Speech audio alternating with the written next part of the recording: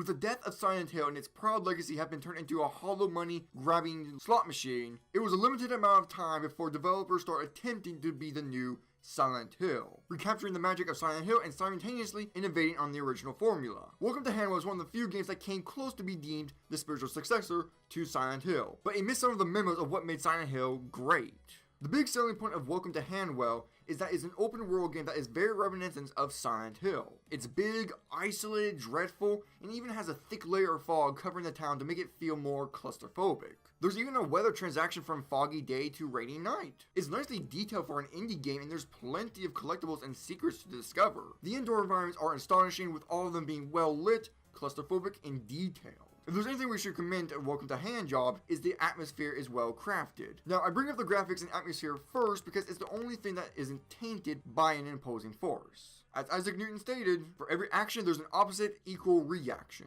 For starters, the combat is perfectly clunky to add extra tension, and most of the enemies can be avoided, but there are these mangled grudge girls that can teleport, can't be avoided, and hits like a truck. If there's more than one of them, then you might start your new career as a human ping pong ball. I don't know why horror games have sections where the combat is mandatory, even when it knows that the combat is as reliable as a blind man giving driving directions. The most vulgar part is the final confrontation with the big baddie. There are enemies everywhere and the baddie keeps running away while taunting you. It's a questionable, awful boss fight, but not as questionable why the game needed to feel that I had to nicker a character from Outlast, and even imitate its run away section.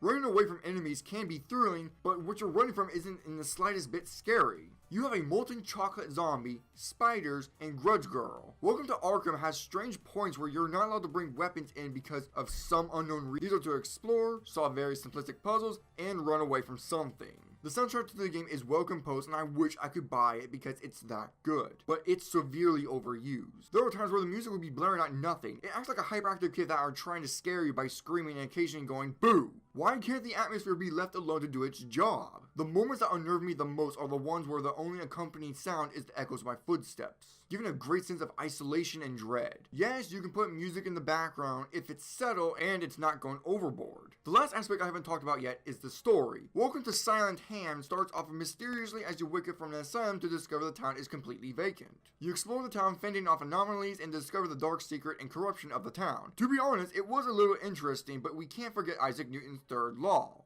There is no satisfying conclusion, and the twist is supposed to be a shocking revelation to you. However, the entirety of the story has been focused on the town and its corruption. Then it suddenly switches to you. I don't give a shit about the mute character.